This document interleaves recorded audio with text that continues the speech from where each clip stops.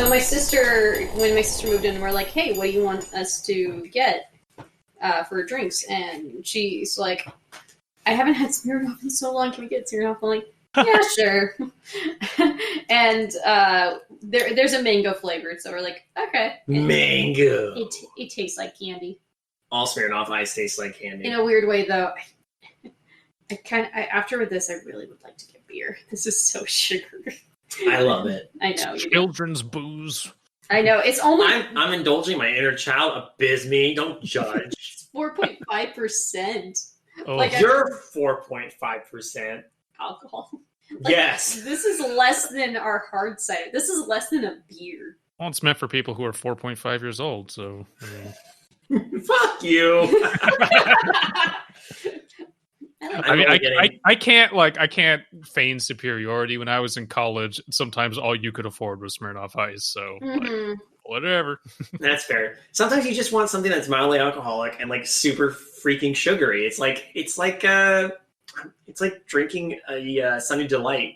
It does taste like it's a spiked Sunny Delight is basically what a Smirnoff Ice is. If I don't know, if I wanted to go for actually, I was going to say Jello shots, but those aren't slightly alcoholic. Those are really alcoholic. Yeah. Never mind.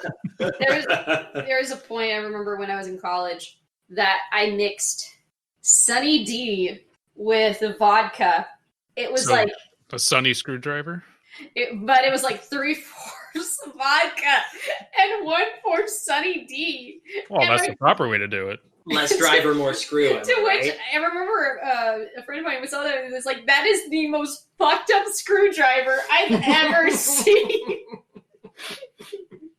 Does it even count? Technically. Technically, it's Sunny. I mean, it's okay. So people feel the same way about screwdrivers as they do about mimosas. Some people are like, equal parts or mostly orange juice. Me, it's pour in enough orange juice just to color it, and the rest is going to be champagne. That's how I do mimosas. There you go. But I'm an alcoholic, so don't listen. Welcome to Alcoholics Anonymous. This is a podcast where we just are actually not anonymous the alcoholic at all. No. But I did blood work today, so we'll see what my doctor says. Okay. Says my liver's fucked, then all right. Fine. If it's not, then I'm not an alcoholic. Well, the only reason I feel like I'm not an alcoholic because I don't drink enough. Because I'm a social drinker, and I certainly am not drinking a lot this pandemic. Oh, this quarantine. I'm shocked. I like. Happy anniversary, everybody! Quarantine anniversary. It's been over a year. There's got to be a better portmanteau for this. Cornucopia. Quarantine anniversary, or pandemic-versary, or Pandiversary. Yeah. That's a good one. In the future, we'll just tell... Anademic? No. In the future, we'll tell our grandkids, if we have any, that it was just the year that pandas took over the world. Dude, so I have 3 nephews, so I never need to have kids. Because I'll just be like... Actually, and I'm going to give them my old 3DS, too, so I'm going to be the cool one. We have 2 nieces, we're good. Just give them stuff. Just like, here you go. It's great. Want my shake? Here, have it. I'm giving them Pokemon Sun and Moon. They better be grateful. Oh, that is awesome. Yeah, you're a great uncle. Hey, they just announced the remakes not long ago. They announced the remakes of Diamond and Pearl. I'm so far behind Pokemon that did they ever? I'm guessing they remade Red and Blue at some point. Yeah, well, in 2004 they made Pokemon Fire Red and Leaf Green. Then I think they remade it again, technically with Pokemon Let's Go Pikachu and Let's Go Eevee.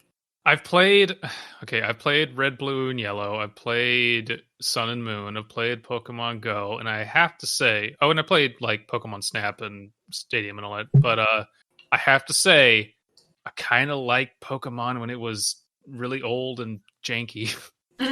Well, Gold and Silver are my favorite Pokemon games, and I think like it took everything the first 2 games did, made them better, but still kept the as much of the old formula as possible. It had a lot of quality of life things that I thought made the games better. But at the same time, introduced a lot of cool new Pokemon. The designs weren't super tired yet. Right. I don't know. When Pokemon went 3D, I just kind of went, no, some of the magic's gone. Like, my imagination filled in a lot more. Speaking of childhood, the story we got submitted is about childhood. I want to talk about a story. I want to talk about Pokemon. That's true. I also want to talk about Pokemon. But maybe we can talk. You're right. Maybe we can intersperse Pokemon in with the story because when else do we get to talk about Pokemon? No, let's. Who sent us this actually? This is actually written by Secoura. Oh, I know. I'm excited. I don't think I've read a Secoura story since the couples contest ages ago. Which she won, by the way, and did a damn good job. Yeah, she actually gave me 2 stories and said, "Yeah, feel free to read these." And I'm like, she actually joked like that she would probably title these, if there were multitudes of them, call it "Tales from the Cornfield," because they both have that sort of feel to it. But nice. This one is called Captain Cal. So I put the link in the appropriate place so we can now zoom in and take a gander at this one. It's not that long. Well, that's why that gives us plenty of room to banter about Pokemon, even if it has nothing to do with the story. True. Like, I'll just I've decided that randomly throughout this. By the way, it's funny. We went through all this. We didn't bother introducing ourselves, and I apologize. I'm David. I'm Kaela. I'm Abysmii. There, we did it. Okay. And if you're new to this podcast, go back a few episodes. This is the 96th episode? Yeah, we read, basically, we read listener-submitted stories, or basically, people send us their stories, whether it be through Patreon or email at midnightmarinara@gmail.com. Wink. Getting all that stuff out of the way early, might as well. Mm-hmm. Except for when we talk about Nicolas Cage movies. Yeah, there's the okay. So, do you occasionally discuss movies that have either Robert Pattinson or? Look, after 96 episodes, the onus is no longer on us to tell people what the show's about, because just go to the first one. There you go. Yeah, you're 96 in. Well, fair. I mean, they're not episodic or whatever. They're not serials. But yeah, for the most part, we read reviewer submitted stories, and then specifically horror, and then give our feedback while sounding like assholes. But we also will occasionally review movies. Like recently, we reviewed Wally's Wonderland, and sound like assholes. Or Willy's Wonderland. Or I know I made that joke the last time, but occasionally SCP stories and sound like assholes. Either way, what's most important is that everybody out there knows what our favorite starters are. Abysmii, what's your favorite starter? God, I was just thinking, what's my favorite Pokemon? And that's even more difficult to answer. I know my favorite Pokemon. That one I can answer. I know my favorite Pokemon. I think I've said it on this podcast before. I have too many. And it changes depending on my mood. That's fair. I should have mood Pokemon. Maybe we'll, as we go out, we'll pick favorite Pokemon by type. Yeah. That might make it easier. I'll say it up. Oh, no, sorry. It's Kingler. My favorite's Kingler. Oh, that's, I've never heard anyone choose Kingler. That's pretty cool. It's a giant king crab who has hyper beam that shoots out of his claw. And that, when I was a kid and I saw that in the anime, that was the coolest shit I'd ever seen in my life. It's the giant enemy crab everybody asked for. Yeah.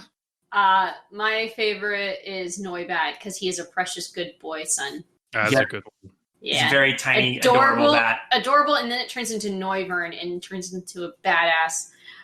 It's weird. It's like Noibat, cute, not as powerful, and then but not as awful as Magikarp, but then turns into Noivern, and it's like beats the shit out of everything. Actually, I feel that's the same case with recently.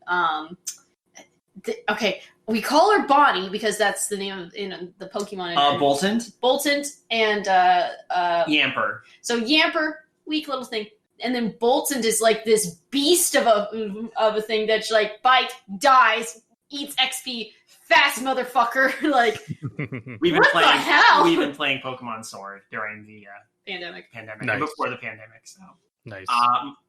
I've gone on record and said it before. My favorite is Marowak. Oh, that's a good one. I mean, I love Cubone and Marowak.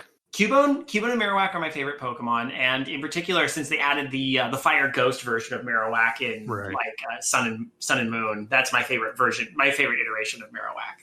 But before that, Marowak and Cubone were my favorite Pokemon because it's pretty hardcore to wear the bones of your enemies as armor. Hell yeah.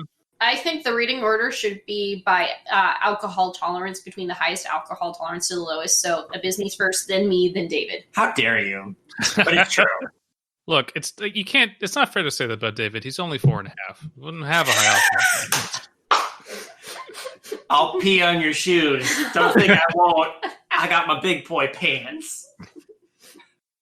I can't wait to explain that to Paprika. Paprika, David was here. What? Yeah, he drove 2.5 hours and then peed on my shoes. He left. I drove there, but I shouldn't be driving if I'm 4.5. Who let that 4-year-old drive? Well, should and can are two different. Yeah. Okay, that's fair. All right, Captain Cal by Secoura. There weren't a lot of children's shows like Pokemon that I could watch when I was growing up. We lived in an isolated Nebraska farming community, so there was no cable television, and satellite TV was too expensive, according to my parents.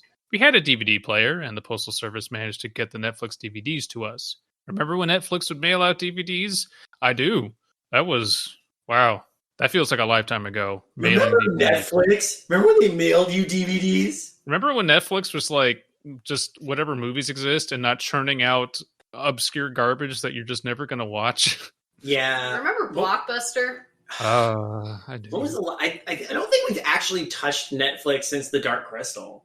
Is that the last time we watched anything on Netflix? My God. That was actually like, we were like interested in that. And then of course they're like, it's canceled. Well, they did the same. Well, they haven't canceled Neo Yokio, but I don't think they're ever going to do another season, which pisses me off because they didn't renew MST3K either. So no. Oh, but they did new seasons of Castlevania, which I need to watch. I haven't seen the second or third seasons of Castlevania. This is true. I should go like they dropped and like I just didn't know because of course they do a terrible job at advertising their good stuff. But yeah it's true. No, Castlevania was legit. So hell yeah. Well, that's the problem with Netflix is they just churn out. Like they're the Blumhouse of streaming services. Like you're just throwing stuff at the wall, and none of this interests me. Stop. Well, there's points where like Netflix, like they for the first few years after like they actually became a streaming service, like their content was really fucking good. Yeah. And then now they're just throwing whatever to the wall, and then occasionally there's some really fucking good shit sometimes, but then there's like, what the hell is this? There was a show that was on Netflix that was hot garbage. Was it called? Maybe. Why you're thinking of it? Oh, wait. No. I'm thinking of movies. Sorry. So apparently... I can hear Secoura flailing in the background. Oh no, she's probably... She's loving this. Are you kidding me? So, weirdly enough, Netflix, I think within a year period, did 2 teen films that were based off Cyrano de Bergerac, weirdly enough. What? Yeah. So one is called Sierra Burgess is a Loser, and people said it is hot garbage. It's kind of creepy. And this main character is so unlikable. But then there's another really... We'll do it twice. No one will know the difference. But weirdly, okay. There's another Cyrano de Bergerac one called The Half of It, which people have said it's really fucking good because it's from the point of view of a Chinese American girl who actually has a crush on this woman or a teen girl like her. But, shit. Sorry, that reminds me of something. But continue. But it also captures that like experience of being Chinese American in a small town, right? And that sort of family lifestyle. Because I mean, the woman directing it is Chinese American and queer, so right. It comes across. So apparently, it's from what I've heard, it's really fucking good. Which is weird. 2 Cyrano de Bergerac's modern takes in high school. One is hot garbage, and the other is actually pretty damn good. So, while we're on the topic of Netflix adaptations, did either of you ever watch Roswell? No. A couple episodes when I was younger. So It didn't Paprika loved it because aliens. I didn't even know about it because I was a fucking shut-in when I was that age. And my parents kept everything from me. But she, like, a couple years ago just said, I'm going to rewatch Roswell. Have you ever seen it? It would be really cool if you watched it with me. And I watched, like, the first 2 seasons or something. There's only 3. And I was like, yeah, I get the appeal. Early 90s, early aughts stuff. Cool. Netflix did an adaptation, like a soft reboot, maybe. I would just say it's a full reboot. And the first episode is, okay, the main character, works for a DA somewhere and is Latino American and goes back to her small town to help her father. And this first episode is couched in the fact that there's like a border checkpoint, and it's just like right off the bat dives deep into political issues in America, dealing with race and government and white supremacy and all this shit like that the original never touched, because it just wasn't about that. But it was like really exciting because, oh my god, and it was really powerful. And then they abandoned it after the 3rd episode, which fucking sucks, because I was like, okay, this makes sense. Aliens, illegal aliens. This is great sci-fi material. Someone's finally doing it, and then they just drop it and fucking sucked. But I know. I was so excited. It was really good. Because if you're gonna do it, that's how you should do it. That's what's the best sci-fi does, is it plays with moral and philosophical and societal quandries. Very bad, right? Anyway, why don't we finish? Anyway. So yeah, this all was prompted by, remember when Netflix would mail out DVDs? So the long answer to that is yes. Yes, we do. Because we're old. My parents had internet access at their job to order the DVDs. The movie theater in town was only open on Saturdays for 2 showings, and they just ran old movies that were at least 30 years old, so Netflix was worth the money to them. That's a good setup. Yeah, that's good setup for this place is isolated in terms of what they have access to. In Nebraska, of all places.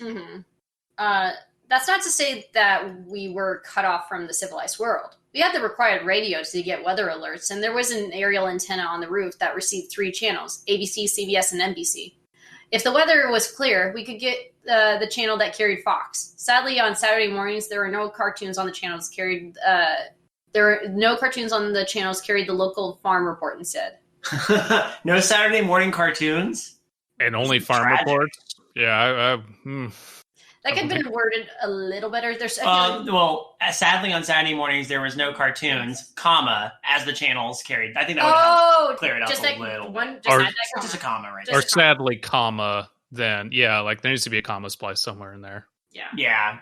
Just a thought. There was one odd channel that didn't carry any network programming and only seemed to be on the air for a few hours between Friday night and Saturday morning. My parents worked odd hours and weren't ones to get up early on weekends, so I was free to watch television until the sun came up on Saturday. Nice. We're gonna get some lost media shit, aren't we? Yeah. That's a lost media story. Crap. I am a sucker for lost media pasta. If it's done well. Yeah. Oh, even if it's done terribly, then it's just entertaining. Okay, well, let's confession time. How many of us were drawn into the creepypasta genre because of lost media stories? Yeah. Let's be real. Not me technically. I was drawn in by the Russian sleep experiment, but if I can say one claim to fame from my music career, it is a song I did for a lost media channel that is like the only thing to get any notoriety on YouTube, and I still get comments and views on it to this day referencing that video. So nice. Still, like, obviously a really, really big part of creepypasta. Oh yeah. And again, if done correctly, it could be a trope instead of a cliche, you know? Oh yeah. Yes. Oh yeah. Maybe it was sorry. No, so let's see where this goes. Yeah. Maybe it was a community access channel. At the ripe old age of 6, I didn't really understand how channels work, but there didn't seem to be any commercials or network logos. I don't remember even a title card identifying the show, so I couldn't tell you what the name of it was. It was always just a guy in a cornfield lit by what looked to be the headlights of a tractor. Oh man, that is like that's either like King of the Hill or a snuff film. Like there are two ways to go with that, and both of them are good material. It's for this. Boomhauer snuff film. Man, I'm gonna go up in there and hit him with a fucking shovel, and I'm gonna get up. I really remember what he looked like. I don't really remember what he looked like, but I remember his voice. Hey there, it's Captain Cal. He would start each show, always using a sing-song tone. Then he would stand there talking about all the magical creatures that lived in the cornfield. Elves, fairies, unicorns, griffins, Pokemon, and even talking puppies. All waiting in the cornfield for a boy or girl brave enough to venture out there in the moonlight. Ooh, okay. We're going to get some child abduction stuff up in here. Uh-huh. He always said the magic only happened at night when the moon was shining high overhead. This gives me 1999 vibes a little bit. Oh, yeah. But already, I think this is more compelling than 1999. Oh, sure, because and I'm not saying that Secoura has chalked this full of plagiarism. No, unlike 1999. But yeah. I feel like this is definitely, in all honesty, it's she's going with a medium, and like you said, it's the lost medium. Yeah. Style, or not style. There's a word for it. Trope? Is it just trope or genre? Subgenre. Yeah. Okay. Remember, I was only 6. I still believed in Santa Claus and cooties. I also lived in a place where the main reason for locking your doors was so the wind didn't blow it open. The biggest crime I can remember happening was someone keying a new car at the Ford dealership. This was the fall of 2000. Oh my god. The bite of 87 in the fall of 2000. When there was less to worry about. Really? Yeah, maybe out in the middle of nowhere. To be fair, 9/11 hadn't happened yet. Oh, you are right. Oh my god, you are correct. This is a pre 9/11 world. And a pre 9/11 world, yeah. I didn't even. I don't think I even knew what stranger danger was at that point because there weren't any strangers. The only danger to my safety was that of the cornfields. That the cornfields were massive and it was easy to get lost among the rows and rows of stalks that were twice my height. Dude, this is the kind of place where on Halloween you can totally get hay rides and corn mazes. Yeah. I would love that shit. Mm-hmm. You could probably find all kinds of Pokemon in that tall grass. Mm-hmm. Dun, dun, dun, dun, dun, dun. Okay, favorite starters, real quick. God damn. I asked it earlier. We already talked about our favorite Pokemon in general. My favorite, your favorite. I mean, probably Charmander, which is not the best choice to do, but I've always just loved Charmander. It's justified. A lot of people really love Charmander, and for good reason, so I totally respect that answer, honestly. I mean, he evolves into a fuck-off dragon by the end of it. He does. Yep. I always got a soft spot for Bulbasaur. Yeah. He's adorable. I think by the time I get to Venusaur, it's not as appealing, but can't help but love the little guy, you know? Well, and doesn't he get Life Leech, which is in the originals was like super broken? Yeah, it was. It's a good ability. No, it was good. Like it was a fault of the game, it wasn't a cheat or anything, but yeah. I'm gonna have to go with Rowlet. Oh, the little owl from Yeah. Because if I recall, it's the one that becomes a ghost type at the third stage, right? Yes. I didn't play that generation, so he does become a ghost type, and that's why I love him. And it's Speaking an of owl. ghost type, I said this on Twitter ages ago, but the evolution chain for Ghastly should be reversed. Ghastly should be the final because he should be becoming less corporeal as he goes along. Oh, I always thought Haunter had a cooler design than Gengar does. They're all cool designs, but Ghastly was always my favorite because he was just so incorporeal, and I really it's a floating orb of darkness and fog, which is pretty great. It was really cool. I'm looking at the three boys now, and yeah, if Gengar was just smaller and then Ghastly was shown as much bigger, that would actually still work as like leveling up. Yeah. Oh well. I don't know. Okay. I wanted so much to meet the elves, the talking kittens, and all the other wonderful things that Captain Cal promised were waiting for me. And finally, I decided that I would be brave and risk the dark. I can clearly remember Captain Cow holding up a little kitten and saying that she was so lonely and just wanted me to come out and find her. Oh my God. Oh. I crept to the door and undid the slide bolt, opening the door and stepping onto the wooden porch in just my nightshirt. It was cold and damp, and so dark I could barely make out where the rows of corn started. Countless days exploring the property had given me a pretty good memory of where things were, so I made my way to the cornfields and I loved to run through during the day. At night, in bare feet, those same cornfields were not much fun to wander in. I was cold and quickly lost my sense of direction with only moonlight to see by. I soon began to cry as I walked the row, believing I would be lost forever. That definitely captures like being 6 years old, and I remember when I was 6, I just wore a nightshirt, big T-shirt. You just wore a big T-shirt to bed, and they would go it would be like a large size, and it would go down to your ankles because you were so small. When I was 6, I got lost at Disneyland because my mom said, "Don't let go of her hand at the Matterhorn," and I did, and then I got lost at Disneyland.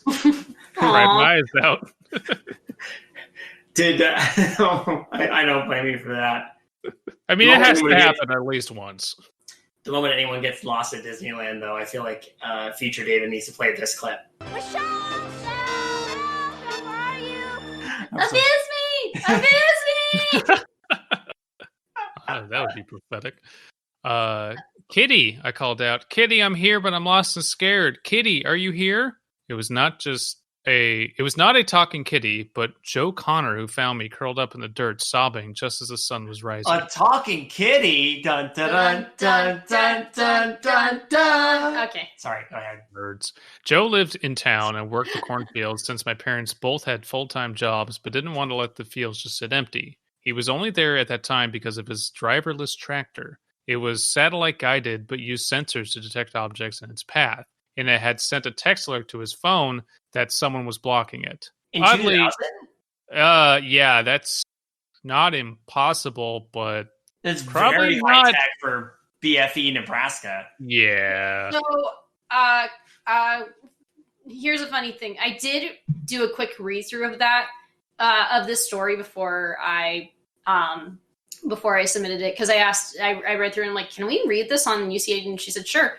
I said, the one thing that bothers me about this story is the self-guided tractor. And she's like, believe it or not, I did know someone in 2000 who did have this. And I'm like, you're going to have to need to explain this better, because you began describing like all these points about how isolated it is, how you don't have much technology. And then suddenly the world's most sophisticated tractor. Yeah. But apparently that did exist when in the year 2000, she lived in a place like Nebraska too. Go figure. No, I figured, the nods to Secoura here. This sounds like she's writing from experience, or at least drawing from experience for this one. Mm-hmm. But I feel like for this part with a satellite guided, there needs to be, there needs to be a description, like maybe something like, strangely enough, despite how isolated we are, Joe was the only one that had this. I don't know. Well, even that feels very like you're trying too hard to explain it away. And even if that is accurate, it's the way it's couched in the story and the story's set up. It's going to leave people scratching their head, going, "A satellite guided tractor? What?" So I would just say Joe happened upon you some other way. Tractor, not even in the story. Yeah, I think that's probably the better way to word it. Like, he was getting ready for work and found you. Yeah. We don't need a satellite guided tractor. Oddly, the something wasn't me, because he said the tractor was shut down on the other side of a 335-acre cornfield. So the tractor wasn't even on. Yeah, so the tractor doesn't need to be in here. Like, that is such a distracting aside. Although I think, but the point is, the tractor detected something else, which is what brought him out there. So I don't know if that's going to be important later. Wait, the tractor's satellite-guided GPS has a 335-acre range? Or it was satellite guided, but used sensors to detect objects in its path. So it detected an object in the path that wasn't corn. He received a text alert to his phone to say something was blocking it, but it wasn't her. It was something else in the cornfield. So, but then how did he find her? He just happened to be in the same area? Well, maybe he went. I don't know. He went looking, or his path to the tractor happened to cross where she was. Like, And he all hadn't reached the tractor by then. all this is plausible, but it's also kind of it's just improbable. And I feel like that paragraph needs to be cleaned up. It doesn't really matter how Joe found you; it just needs to be kind of simple. And then Joe found me because he was doing his rounds or whatever. Unless it's setting up something like the idea, like, ooh, what was the other thing that caused the tractor to stop? But if that's the case, there should be a better way. I don't know. There could be another way to describe that eeriness. Maybe like, he spotted something in the fields and then went out and then eventually found her. Mm-hmm. And it's like, it turned out what he didn't spot was me because he was he was going towards the other side of the field or something like that. I don't know. It could be simple. Yeah, of course, rather than using a self-guided tractor. Mm-hmm. I left a breadcrumb trail of, buttons, and I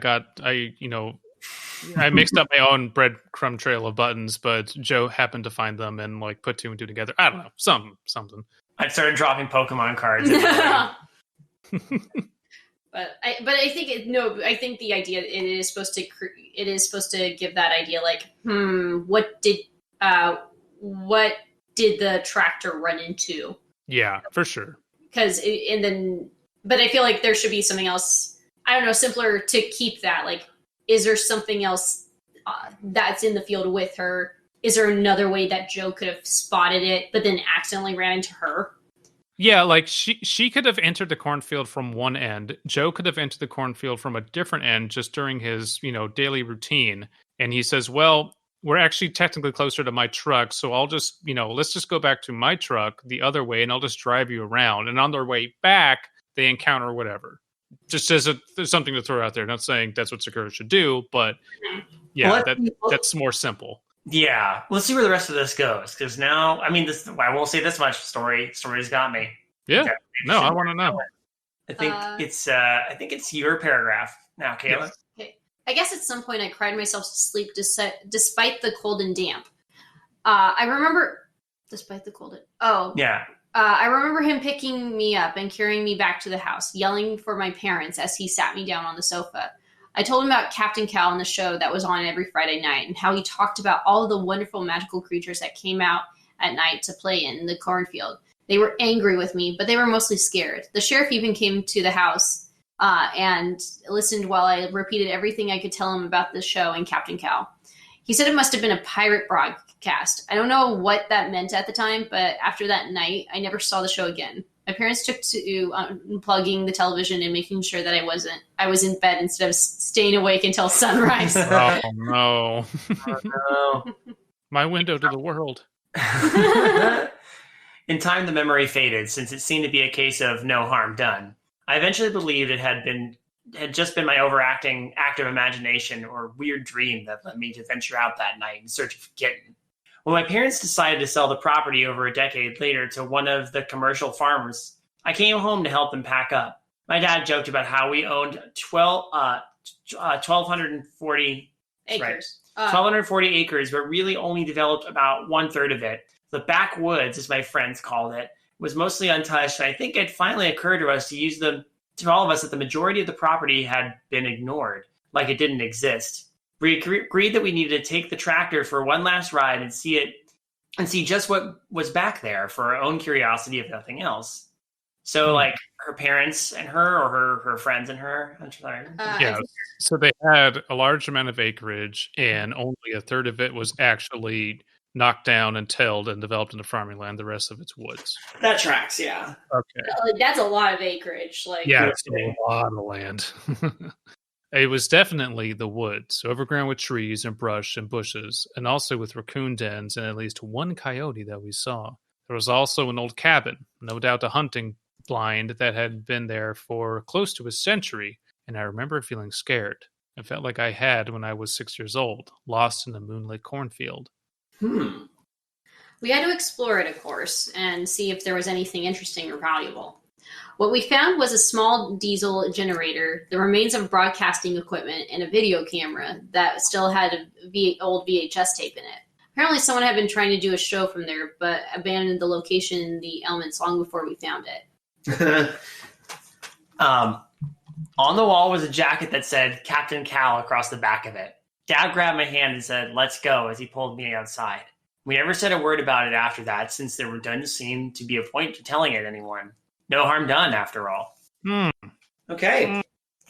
Yes.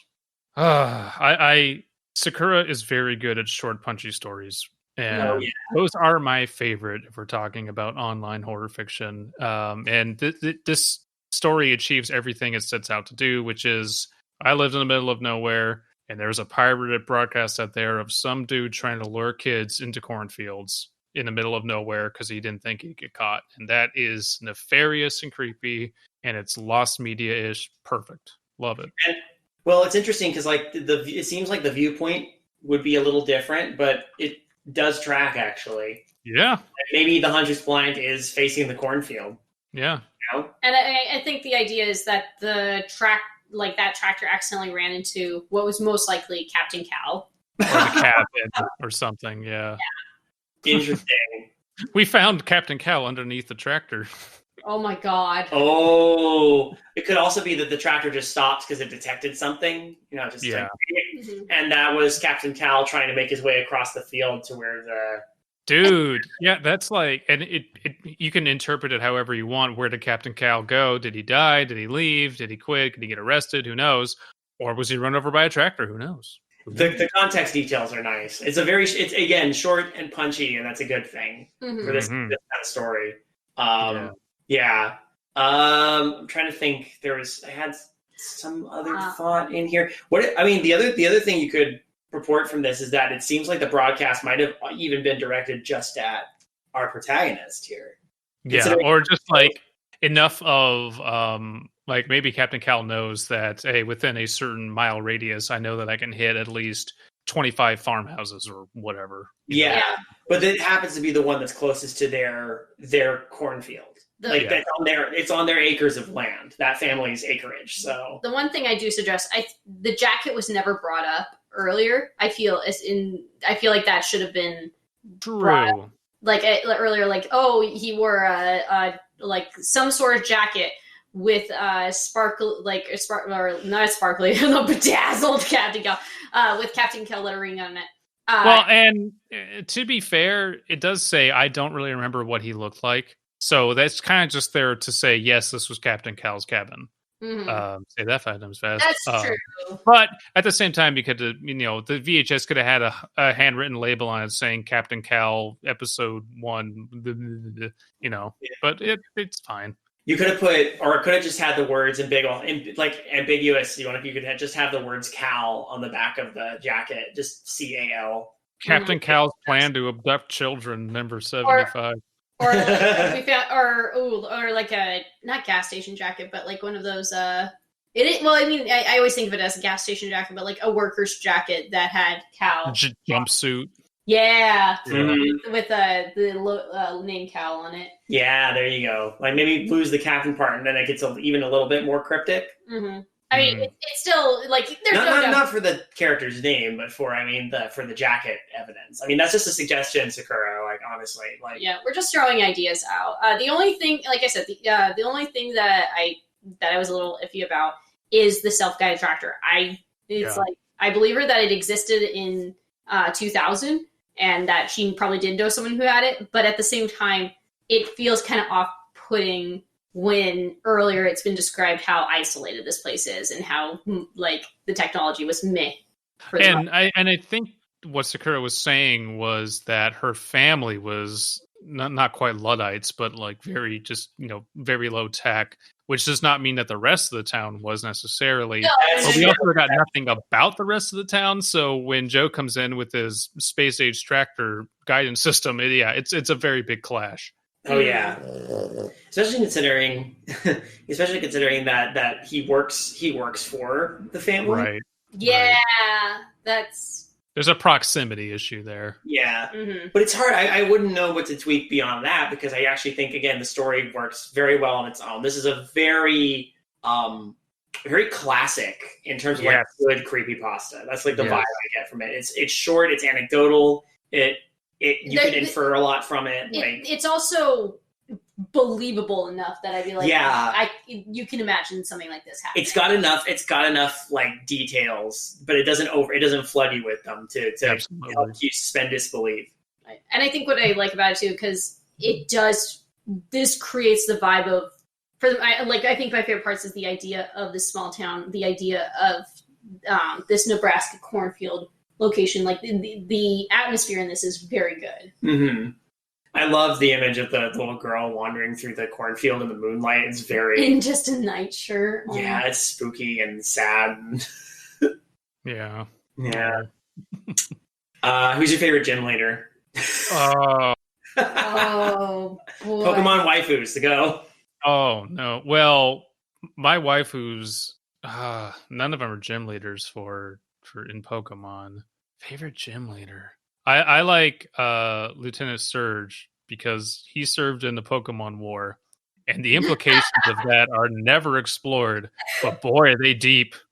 I mean, the implications of the first couple games are deep. There was a war that took place before the events of that game. And what was that? Like, what is a Pokemon War? Keep in mind, he's in essentially the Pokemon's equivalent of Japan, but he's described as the Lightning American.